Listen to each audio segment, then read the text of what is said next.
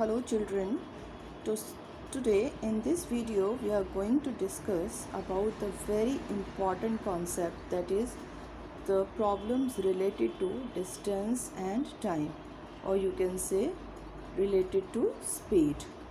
So first of all I am considering the question number 4th from exercise 3.5 of NCERT book, and this question is: the places A and B are 100 km apart on a highway. One car starts from A and another car starts from B at the same time. If the cars travel in the same direction at different speeds, they meet in 5 hours, and if they travel towards each other, they meet in 1 hour. So what are the speeds of two cars?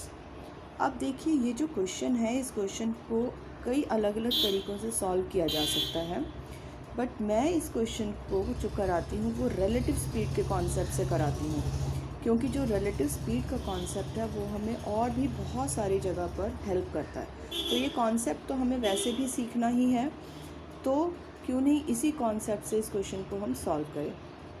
अब ये जो relative speed word है, ये आप लोगों ने शायद 9th class का फिज़िक्स पढ़ा था, तो वहाँ पर आपने सीखा होगा।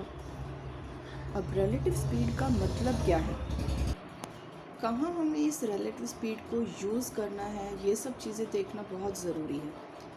अब रिलेटिव स्पीड जो होती है, रिलेटिव का मतलब है कंपैरेटिव, जब हम किसी दूसरे से अफेक्ट होकर के कोई चीज़ करते हैं। स्पीड का मतलब है कि स्पीड अफेक्ट हो रही है। अब एक एग्जाम्पल से आपको समझाने की कोशिश करती हूँ।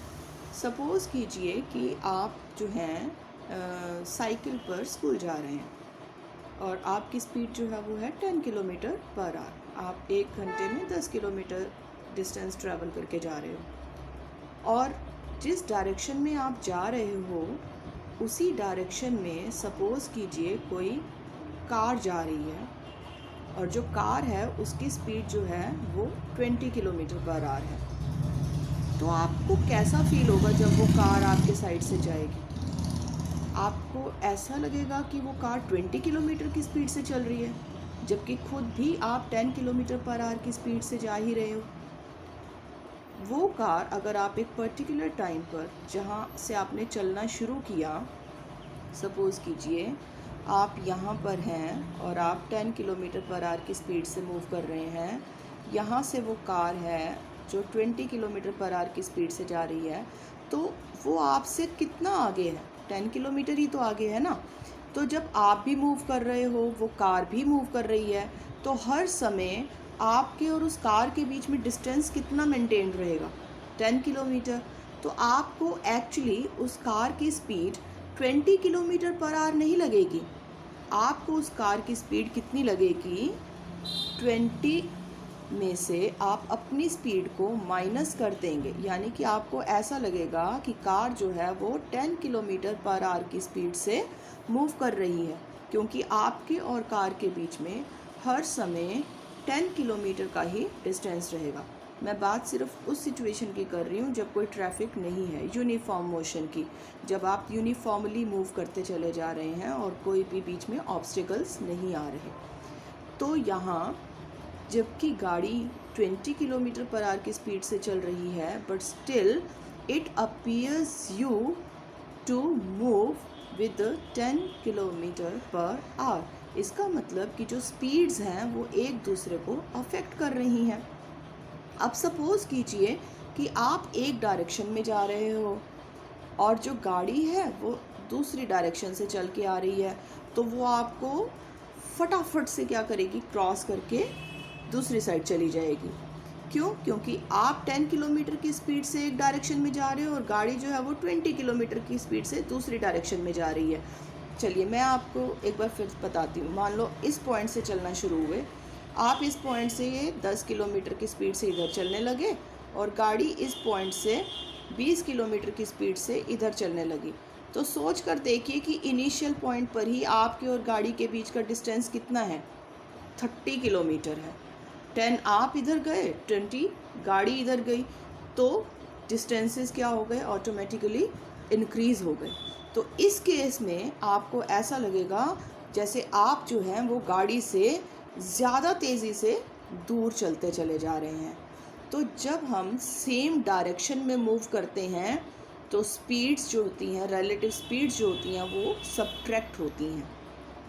और जब हम ऑपोजिट डायरेक्शन में मूव करना शुरू करते हैं तो जो रिलेटिव स्पीड्स होती हैं, यानी कि जो दोनों की स्पीड्स होती हैं, वो क्या हो जाती हैं, ऐड हो जाती हैं।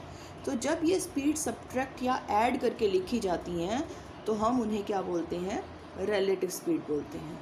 तो एक तरह से ये सोचिए कि जब दो इंडिविजुअल चीज़ें हैं, दो इंडिविजुअल बॉडीज़ हैं, वो मूव तो अपने अपने ट्रैक पर कर रही हैं, लेकिन एक दूसरे को इनडायरेक्टली वो अफेक्ट करें।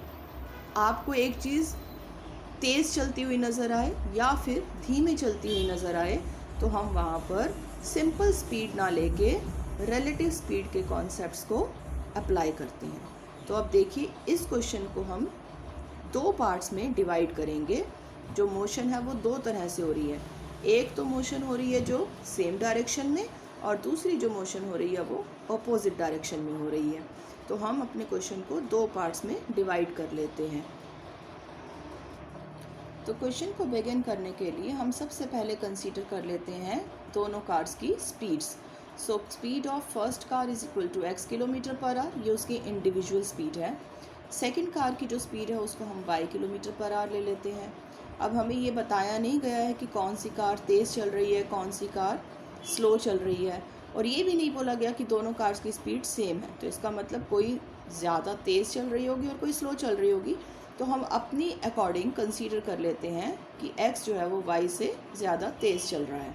तो फर्स्ट केस जो है हमारा, जब दोनों कार्स सेम डायरेक्शन में मूव कर रही हैं तो डिस्टेंस उनके बीच का कितना था, 100 किलोमीटर। दो प्लेसेस जो थे वो 100 किलोमीटर अपार्ट थे, तो उनको डिस्टेंस जो ट्रैवल करना है वो 100 किलोमीटर ही करना है।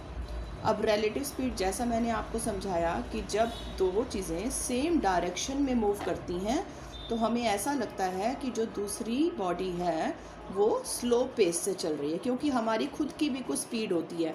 ऐसा नहीं है कि हम एक जगह पर खड़े हैं और दूसरी चीज़ जो है वो चलती चली जा रही है, क्योंकि हम भी जा रहे हैं, चल रहे हैं, तो इसीलिए कुछ डिस्टेंस हमने भी ट्रैवल कर लिया तो हमें वो चीज़ जो है बहुत ज़्यादा आगे नज़र नहीं आती।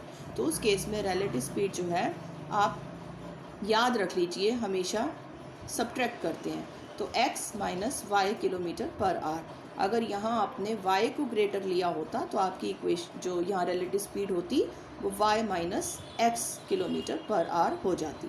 अब देखिए क्वेश्चन पढ़िए। Places A and B are 100 kilometre apart on a highway.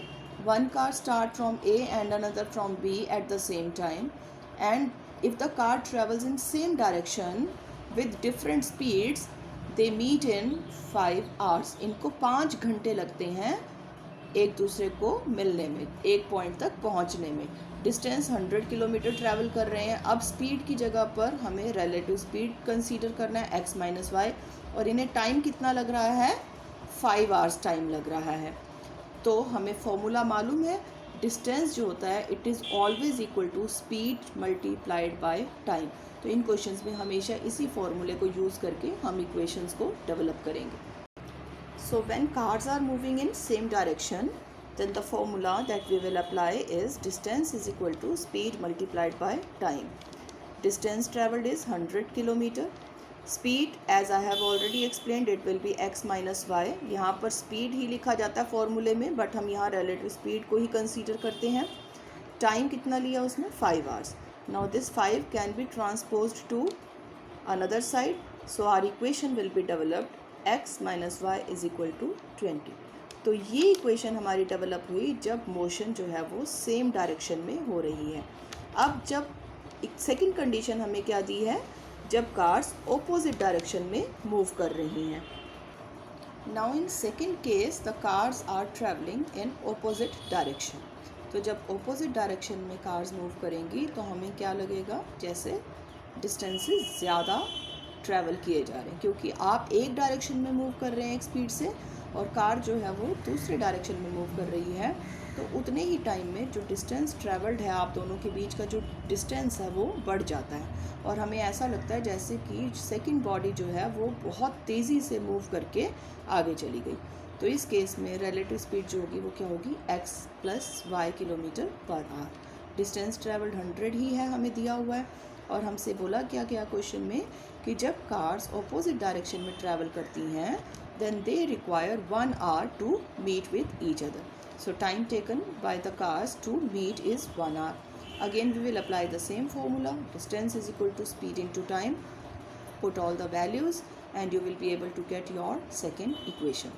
तो इन क्वेश्चंस में आपको हमेशा याद रखना है कि अगर मोशन सेम डायरेक्शन में हो रही है तो जो स्पीड लेंगे, रिलेटिव स्पीड लेंगे वो x माइनस वाई लेंगे, और अगर दोनों बॉडीज़ जो हैं वो ऑपोजिट डायरेक्शन में मूव कर रहे हैं तो रिलेटिव स्पीड जो आप लेंगे वो x प्लस वाई लेंगे। अब इन दो इक्वेशंस को आप सॉल्व कर दीजिए, सॉल्व करके आपको x और y दोनों की वैल्यूज़ मिल जाएंगी। So after solving the equations you will be able to get the value of x as 60 km per hour and value of y as 40 km per hour. So it means that speed of your first car will be 60 km per hour and the speed of second car will be 40 km per hour. So it was the question which was related to relative speed.